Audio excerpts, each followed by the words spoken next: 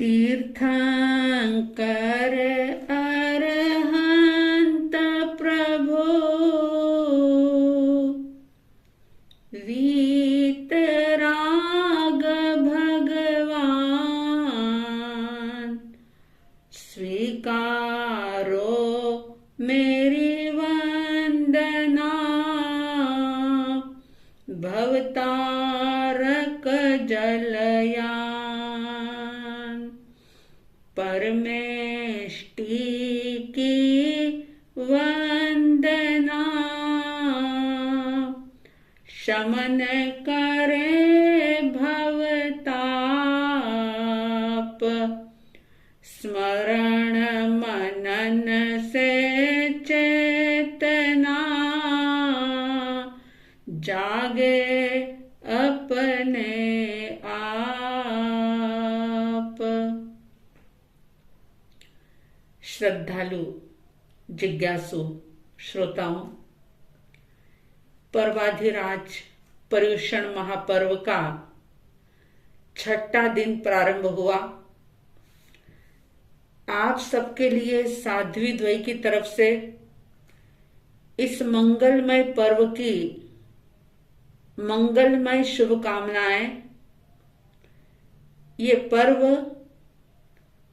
आपके जीवन में मंगल का सर्जन करने वाला बने, आपके जीवन के दंगल दूर करके मंगल ही मंगल का आप अनुभव करें और साधना के पथ पर आगे बढ़ें।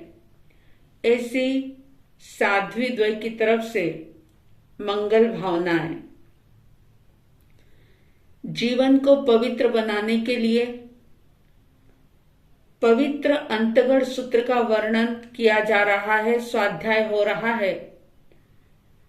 अंतगढ़ सूत्र के 5 वर्ग संपन्न हुए और ये जो 5 वर्ग में टोटल 51 भव्य आत्माओं का जो जिक्र चला, जो 51 आत्माओं का चरित्र आपने सुना, वे सभी परमात्मा अरिष्ट नेमि जी की वाणी को सुनकर के जागृत हुए थे।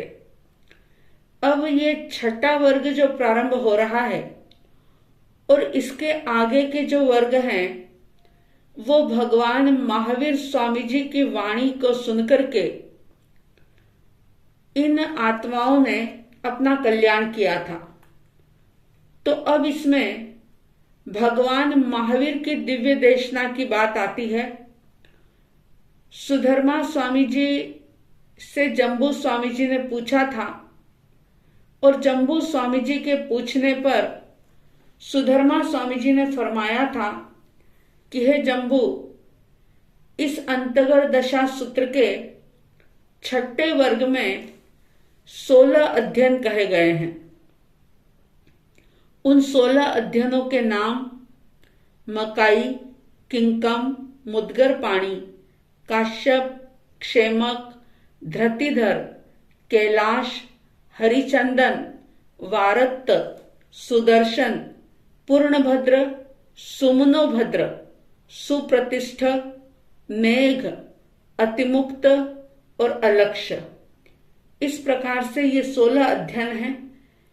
इसमें से पहले अध्ययन का नाम जैसा कि मकाई है, तो इसमें शास्त्रकार कहते हैं, देखिए अब तक द्वारिका नगरी की बात चल रही थी, लेकिन अब जो है अब राजगृह नगर का नाम आता है। सुधर्मा स्वामी जी कह रहे हैं कि हे जम्बू, उस काल उस समय में राजगृह नाम का नगर था और वहां पर गुणशिलक नाम का उद्यान था। उस नगर में श्रेणिक नाम के राजा राज्य कर रहे थे और उसी नगर में एक मकाई नाम का एक गाथापति रहता था। अब तक की जो बात आपने सुनी थी वह लगभग राजकुमारों की बात थी, राजरानियों की बात थी, लेकिन अब मकाई गाथापति यानी कि एक तरह से आप ये समझे कि एक ऐसा सेठ जो अत्यंत समृद्ध, शक्तिशाली और जिसकी यश कीर्ति चारों दिशाओं में फैली हुई हो, दूसरा कोई भी व्यक्ति उसे पराजित नहीं कर सकता, ऐसा मकाई नाम का गाथापति उस राजगृह नगर के अंदर रहता था। परमात्मा महावीर किसी समय गुणशीलक उद्यान के अंदर पधारते हैं और जैसे ही प्रभु के आगमन की सूचना लोगों को मिलती है तो जन सैलाब उमड़ पड़ता है। सारे ही लोग प्रभु को वंदन करने के लिए, दर्शन करने के लिए, उनकी दिव्य ध्वनि को सुनने के लिए जाते हैं और उसी में मकाई गाथापति भी भगवान के दर्शन के लिए निकलते हैं। जब वे घर से चलते हैं तो उनके मन में ऐसा कोई भाव नहीं था। वे सहज भाव से प्रभु की दिव्य देशना को सुनने के लिए जाते हैं, वंदन करने के लिए जाते हैं और वहां जाकर के प्रभु के धर्म उपदेश को सुनते हैं। और जैसे ही उन्होंने सुना, एकाग्र होकर के सुना, जिज्ञासा के साथ सुना, ग्रहण करने के भावों के साथ सुना, तो ऐसा हो ही नहीं सकता कि परमात्मा की वाणी कोई सुने और उसे समझ में ना आए या उसे वैराग्य ना हो। अब मकाई गाथापति ने भी प्रभु की वाणी को सुना, उनका अंतःकरण बदल गया, एकदम से वैराग्य का भाव जागृत हो गया। ये संसार दावानल की तरह उन्हें लगने लगा और घर आते हैं उन्होंने अपने बड़े बेटे को सारे परिवार की जिम्मेदारी का भार दिया और स्वयं परमात्मा के पास जाकर के दीक्षित हो जाते हैं। दीक्षा लेने के पहले कुछ भी पता नहीं था, इसलिए स्थविर मुनियों के पास, अनुभवी मुनियों के पास सामायिक आदि 11 अंगों का अध्ययन करते हैं और गुण रत्न संवत्सर तप की आराधना करते हैं। 16 वर्ष की दीक्षा पर्याय का पालन करते हैं और अंत में विपुलगिरी पर्वत पर सल्लेखना संथारा करके सिद्ध बुद्ध और मुक्त हो जाते हैं। इस तरह से ये पहला अध्ययन जो था छठे वर्ग का संपन्न होता है।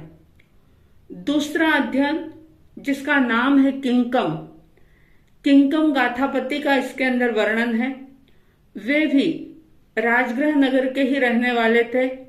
उन्होंने भी परमात्मा की धर्म देशना को सुना, आत्मबोध जागा, अज्ञान का अंधेरा दूर हुआ, अपने बड़े बेटे को संपूर्ण परिवार की जिम्मेदारी सौंपी और स्वयं दीक्षित होकर के 11 अंगों का अध्ययन करके कई प्रकार के तप जीवन के अंदर उन्होंने किए और अंत में वे भी विपुलगिरी पर्वत पर सल्लेखना संथारा करके सिद्ध बुद्ध और मुक्त होते हैं। आपके मन में सवाल पैदा हो सकता है कि आखिर इतने कम समय में परमात्मा ने ऐसी क्या बात कही होगी।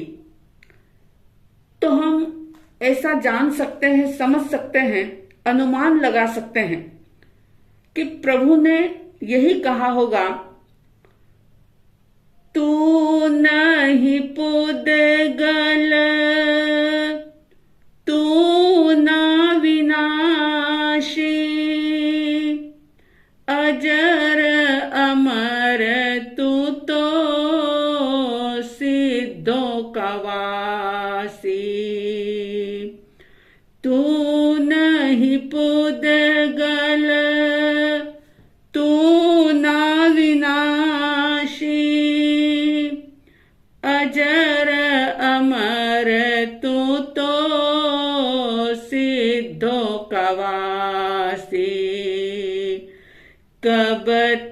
समझोगे पर को ही अपना,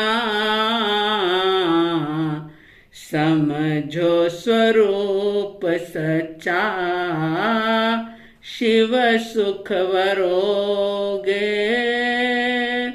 जागो प्यार चेतन खुद को न भूलो, कब तक पर में ही उलझे रहोगे।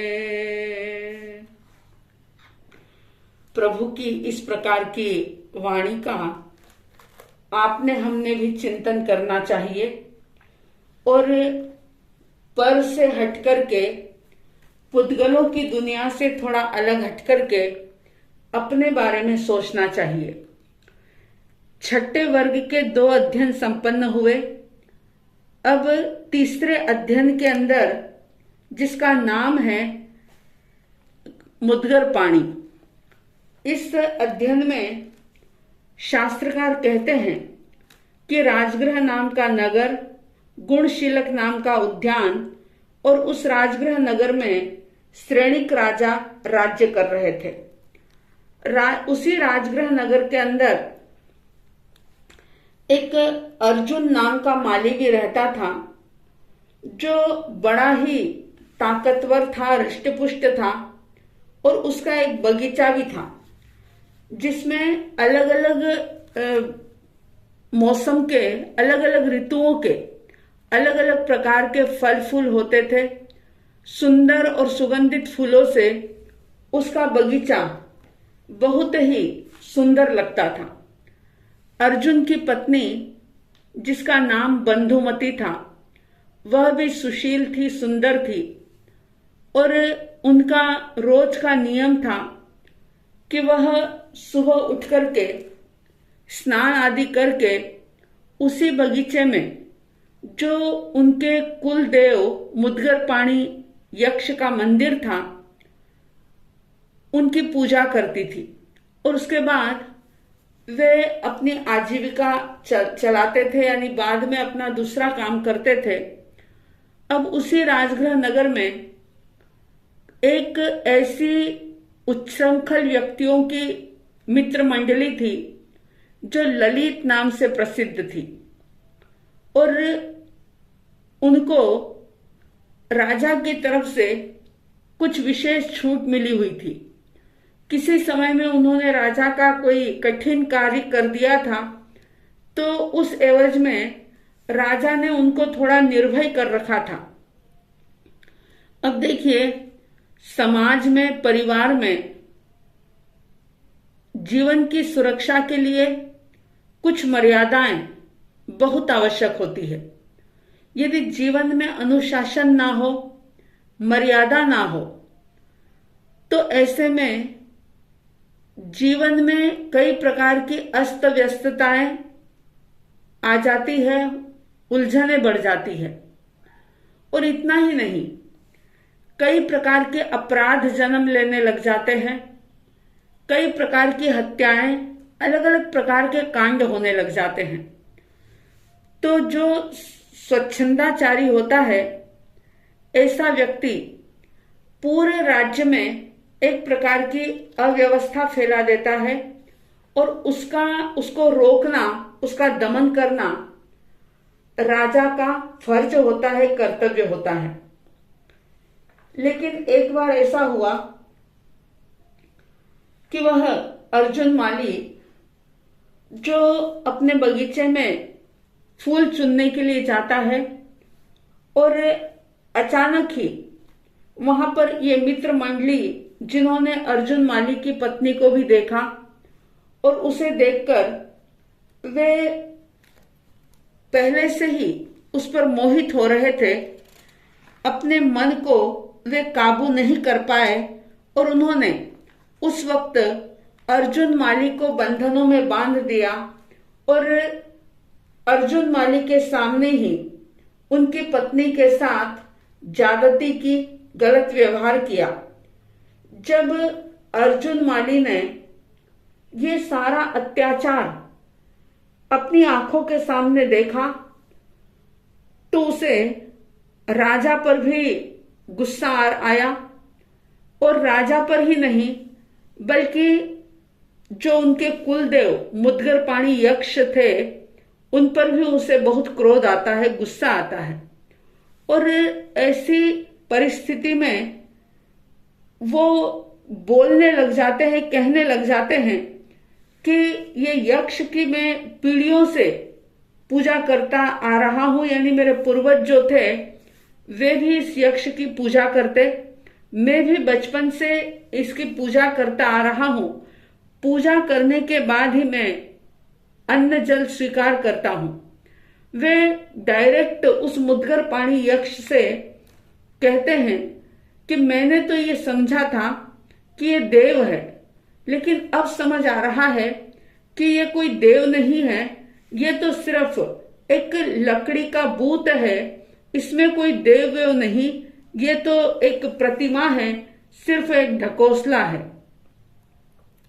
और ऐसा जब उन्होंने उनको ललकार लगाई, यानी कि एक प्रकार से चैलेंज दिया, क्योंकि अर्जुन माली का हृदय बहुत ज्यादा क्रोध में जल रहा था, आक्रोशित थे वो। और जब मुद्गर पाणी ने अपने ज्ञान से इस प्रकार का दृश्य देखा और अर्जुन माली के भीतर के भावों को भी जब जाना, तो उन्होंने क्या किया कि तुरंत ही अर्जुन माली के शरीर में प्रवेश कर दिया।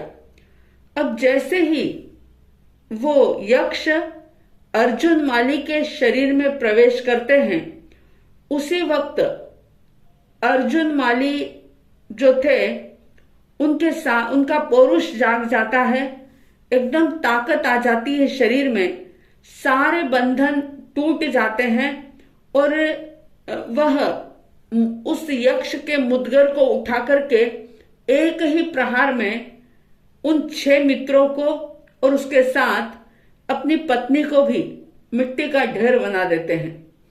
इतना जबरदस्त उनको गुस्सा आ रहा था, और इतना करने के बाद भी अर्जुन माली का क्रोध शांत नहीं होता है। वो नगर के लोगों पर भी गुस्सा हो रहे थे, राजा पर भी क्रोधित हो रहे थे, और ये बार बार उनके मन में आ रहा था कि नगर में इस प्रकार के अत्याचार गरीबों के साथ होते हैं और उन्हें कोई रोकने वाला नहीं, जो जैसा चाहे मनमानी कर सकता है। तो ऐसा सोच करके वे बहुत ज्यादा दुखी भी हो रहे थे और क्रोधित भी हो रहे थे। मुद्गर को हाथ में लेकर के वो उस बगीचे के बाहर घूमते और रास्ते से जो भी कोई राहगीर निकलता उसमें 6 पुरुष और 1 स्त्री की रोज ही हत्या कर देते। अब कुछ ही समय में पूरे नगर में ये बात फैल गई, चारों तरफ एक आतंक का वातावरण बन जाता है। इतना हो गया कि आखिर श्रेणिक राजा को नगर का द्वार बंद करवाना पड़ा और उन्होंने ये घोषणा करवाई कि कोई भी नगर से बाहर नहीं जाएगा, क्योंकि नगर के बाहर अर्जुन माली का उपद्रव है। अब ये सब हो ही रहा था कि उसके थोड़े समय के बाद भगवान महावीर स्वामी जी उस राजगृह नगर के उद्यान में पधारते हैं। जनता के अंदर बहुत श्रद्धा थी, भावना थी, लेकिन भगवान के दर्शन से पहले उनको मौत का सामना करना पड़ेगा, ऐसा वो जानते थे। और इसी कारण से राजगृह नगर में परमात्मा के भक्तों की कमी नहीं होने के बावजूद भी ना भक्तों की कमी थी, ना श्रद्धा की कमी थी, लेकिन सबसे बड़ी बात तो ये थी कि आखिर मृत्यु के लिए कौन तैयार होगा, क्योंकि भगवान महावीर के पास जाने के लिए अर्जुन माली के सामने से गुजरना होगा। अब उसी नगर में सुदर्शन नाम के एक श्रमणोपासक श्रावक रहते थे।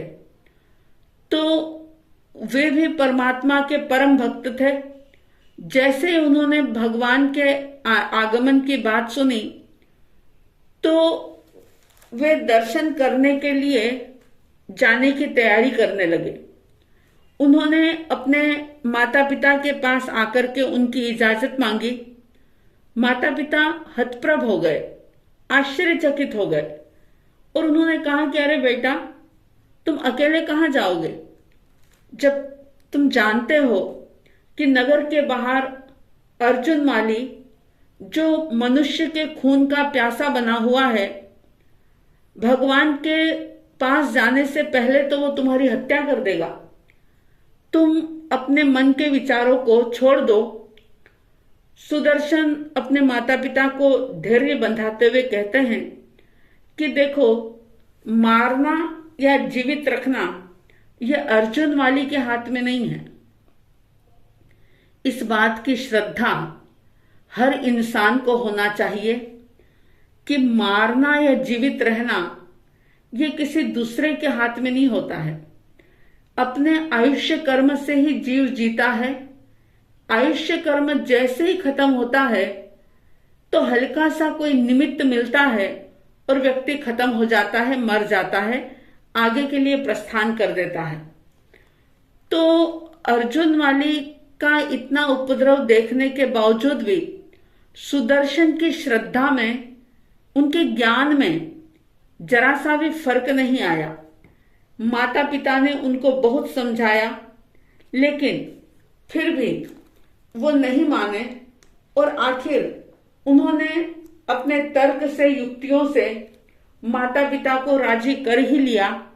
माता पिता की अनुमति लेकर के वो जाते हैं और हालांकि वो जानते थे कि परमात्मा तो सर्वज्ञ है, ज्ञानी है, अगर यहीं से वंदन किया तो भी प्रभु जान लेंगे, लेकिन उनके मन में एक बात ये भी थी कि अगर आज मैंने घर से ही वंदना करनी प्रारंभ कर दी तो फिर जब भी कभी कोई जरा सी भी कोई अड़चन आई, जब कभी ऐसा कोई मौका आया तो बहाना मिल जाएगा, एक परंपरा से शुरू हो जाएगी कि हर कोई अपने घर से ही प्रभु को वंदन करने लगेगा।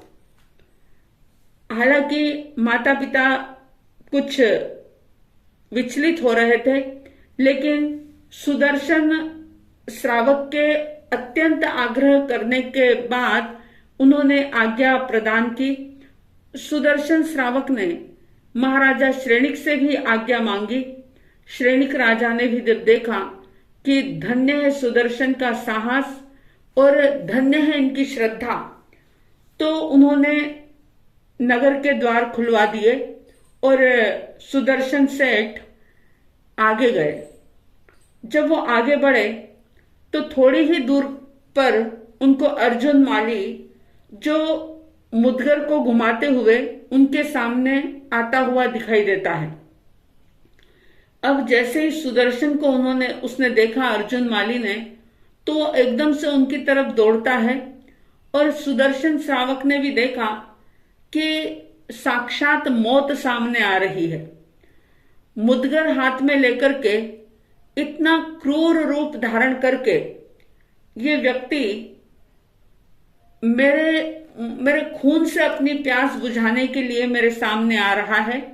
उसी समय सुदर्शन श्रावक ने धैर्य पूर्वक अपने आप को वहीं रोक दिया, भूमि का प्रमार्जन किया और परमात्मा को वंदना करते हुए ये कहा कि भगवान, ये सामने एक तरह से बहुत बड़ा मारणांतिक उपद्रव आ रहा है। यदि इस उपद्रव से मैं मुक्त हो गया तो मैं आपके चरणों में आकर के वंदना करूंगा, और नहीं तो आप मेरी वंदना यहीं से स्वीकार करें। और वंदना करके सुदर्शन सेठ ने सागारी संथारा कर लिया। सागारी संथारा करते हुए उन्होंने कहा कि जब तक ये उपद्रव खत्म नहीं हो जाता तब तक 18 प्रकार के पाप करने का मैं प्रत्याख्यान करता हूं, और वहीं पर कायोत्सर्ग की मुद्रा में खड़े हो जाते हैं। अर्जुन माली ने इतने दिनों में पहली बार ऐसे व्यक्ति को देखा था कि जिसने मौत को सामने आते हुए देख करके भी इधर उधर भागने की कोशिश नहीं की। वह अर्जुन माली सुदर्शन सेठ की तरफ लपकता है और कहता है कि बहुत दिनों से मेरा कोई शिकार नहीं आया, अब आज ये शिकार मुझे मिला है। वह सुदर्शन सेठ की तरफ लपकता है, भागता है, अपने मुद्गर को उठाता है, लेकिन आश्चर्य कि वो मुद्गर जो था वो उससे उठा ही नहीं। कुछ पीछे हट करके भी उसने जोर लगाना चाहा, लेकिन ऐसा महसूस करने लगा वो कि मानो हाथ में जान ही नहीं है, मुद्गर चला ही नहीं, क्योंकि सुदर्शन की श्रद्धा, उनकी निष्ठा, उनकी आस्था को देख करके, उनके शौर्य और साहस को देख करके मुद्गर पाणी यक्ष जो था वो अर्जुन माली के शरीर से निकल चुका था, भाग गया था। जैसे ही अर्जुन माली के शरीर से यक्ष निकला, अर्जुन माली धड़ाम से सुदर्शन के सामने गिर जाते हैं। और जब सुदर्शन श्रावक ने देखा कि अब उपद्रव समाप्त हो गया है, तो उन्होंने अपना संथारा, जो सागारी संथारा किया था, उसके प्रत्याख्यान वो पालते हैं और जो अर्जुन माली बेहोश उनके सामने गिर गया था उसको हवा देकर के होश में लाने का प्रयास किया। जैसे ही अर्जुन माली होश में आते हैं तो देख करके आश्चर्यचकित हो जाते हैं कि अरे, मैं तो इनको मारने के लिए आ रहा था, लेकिन ये मुझे हवा देकर के होश में लाए हैं। और उन्होंने पूछा सुदर्शन से कि आप कौन हैं, कहाँ जा रहे हैं। सुदर्शन ने भी उनको धैर्य बंधाया, विश्वास दिलाया कि तुम घबराओ मत, मैं सुदर्शन श्रावक हूं और मैं परमात्मा महावीर के दर्शन करने के लिए जा रहा हूं। तो देखिए, मन एकदम चेंज हो जाता है, बदल जाता है अर्जुन माली का, और वे कहते हैं कि आप मेरे अपराध की क्षमा करो, मैंने बहुत अन्याय किए हैं और अब मेरा क्या हश्र होगा। कहते कहते वो रोने लग जाते हैं, अर्जुन माली की आंखों से आंसू बहने लग जाते हैं। तब सुदर्शन सेठ उनसे कहते हैं कि घबराओ मत, तुमने जो भी पाप किए हैं उनका प्रायश्चित हो सकता है, तुम्हें उनसे मुक्त होने का रास्ता मिल सकता है। अर्जुन माली ने पूछा कि अच्छा, क्या मेरा भी उद्धार हो सकता है? सुदर्शन कहते हैं कि हाँ, तुम्हारा भी उद्धार हो सकता है। और ऐसा कहकर के उनको परमात्मा के चरणों में लाते हैं। परमात्मा के दर्शन करके ही अर्जुन माली धन्य धन्यता का अनुभव करते हैं और अर्जुन माली परमात्मा के धर्म संदेश को सुनते हैं, सुनकर के उसे हृदय में धारण करते हैं और संयम अंगीकार करते हैं। भगवान से निवेदन करते हैं कि प्रभु, मैंने बहुत पाप किए हैं, आप मेरा उद्धार करो। मैंने निरपराध मासूम बच्चों की, स्त्री पुरुषों की हत्याएं की है। मैं बहुत बड़ा पापी हूं, मुझे कल्याण का रास्ता दिखाओ, मुक्ति का रास्ता दिखाओ। और परमात्मा की धर्म देशना से उनको मुक्ति का रास्ता प्राप्त होता है और फिर वे दीक्षा लेते हैं। दीक्षा लेने के बाद बेले बेले की तपश्चर्या करते हैं। अब पारणे में अनेक प्रकार के अभिग्रह, विविध प्रकार की प्रतिज्ञाएं भी वो करते हैं। और जब पारणा लेने के लिए यानी गोचरी के लिए जब वे राजगृह नगर में जाते तो आप समझ सकते हैं कि लोगों के मन में उनकी क्या छवि होगी। आज भी अगर कोई आतंकवादी व्यक्ति साधु सन्यासी का वेश धारण कर ले तो हर किसी के मन में विश्वास नहीं हो पाता कि वास्तव में इसका अंतर बदल गया होगा। व्यक्ति एक इमेज बना लेता है, लेकिन अर्जुन माली जो पूरी तरह से अब माली से मुनि बन गए थे। उनका जीवन आमूल चूल परिवर्तन हो गया था, मगर फिर भी लोग उन पर आक्रोशित होते, उनको गोचरी नहीं देते, भिक्षा नहीं मिलती, बेले बेले का पारणा करते। अगर पानी मिलता तो भोजन नहीं मिलता, भोजन मिलता तो पानी नहीं मिलता, और इतना ही नहीं, लोग उनका अपमान करते, गालियां देते, उन पर पत्थर फेंकते, लाठियों से उन पर प्रहार करते। लेकिन अर्जुन मुनि, जिन्होंने न केवल वेश परिवर्तन किया था, लेकिन उन्होंने वेश के साथ साथ अपना संपूर्ण जीवन बदल दिया था, अपनी दृष्टि परिवर्तित कर दी थी प्रभु की वाणी से, तो वे उन्हें समता से सुन लेते और मन में ये सोचते कि ये तो सिर्फ गाली दे रहे हैं, ये तो सिर्फ पत्थर ही मुझे मार रहे हैं, मेरा अपमान ही कर रहे हैं, लेकिन मैंने तो इनके रिश्तेदारों की, जो बिल्कुल निरपराध थे, उनकी मैंने हत्याएं की। और इस प्रकार समभाव से ताड़ना तर्जना को, त्रास को उन्होंने बहुत ही समता के साथ सहन किया, अपनी आत्मा को तपाया और सोने की तरह वे उज्जवल बन गए। और देखिए, रोज 7 जीवों की हत्या करने वाला वो अर्जुन माली, जो अर्जुन मुनि बने और मुनि बन करके सभी प्रकार के परिशहों में समता रख करके वो अंत में सिद्ध बुद्ध और मुक्त हो जाते हैं। कहने का अभिप्राय ये, इस प्रसंग को हर साल ही आप और हम सुनते हैं, पढ़ते हैं, लेकिन जरा देखें कि क्या हमारे जीवन में जरा सा भी समभाव का विकास हुआ है या नहीं, समभाव की तरफ हम ध्यान देते हैं या नहीं। उन्होंने तो इतनी इतनी ताड़ना तर्जना, पत्थर लाठी के प्रहार भी झेल लिए, लेकिन आपका हमारा अहंकार इतना सिर चढ़ करके बोलता है कि अगर एक शब्द भी कड़वा या खारा हमारे कान में पड़ जाए तो हम हमेशा के लिए एक गांठ बांध लेते हैं और उस शब्द को हम स्वीकार नहीं कर पाते, चाहे वैसा हमारी आदत हो, चाहे वैसा दुर्गुण हमारे अंदर हो। इसीलिए अगर चोर को भी कोई चोर कह दे तो उसे भी गुस्सा आएगा, वो भी उस बात को बर्दाश्त नहीं करेगा।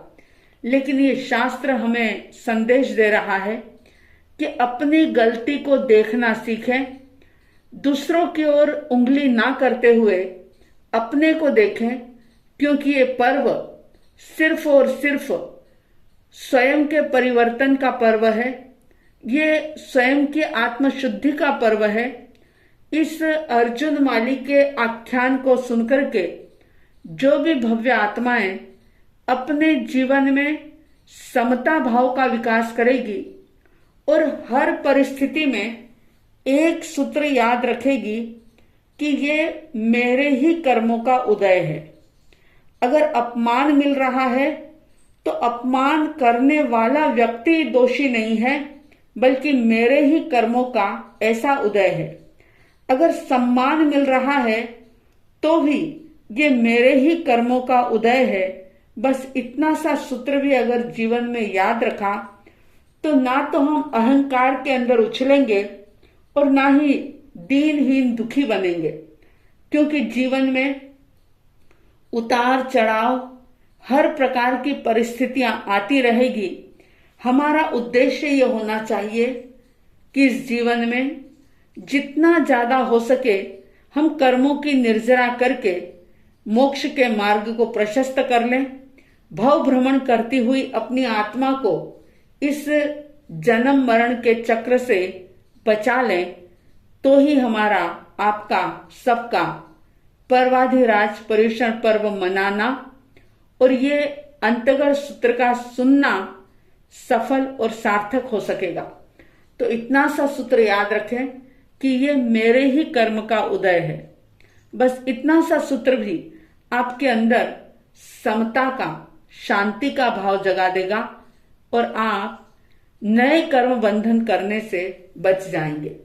आप सबके भीतर जागृति का भाव निरंतर बढ़ता रहे, आप अपना आत्मनिरीक्षण करने की कला सीख सकें, ऐसी साध्वी द्वय की तरफ से हार्दिक हार्दिक शुभ मंगल भावनाओं के साथ जय प्रभु महावीर, जय गुरु आनंद।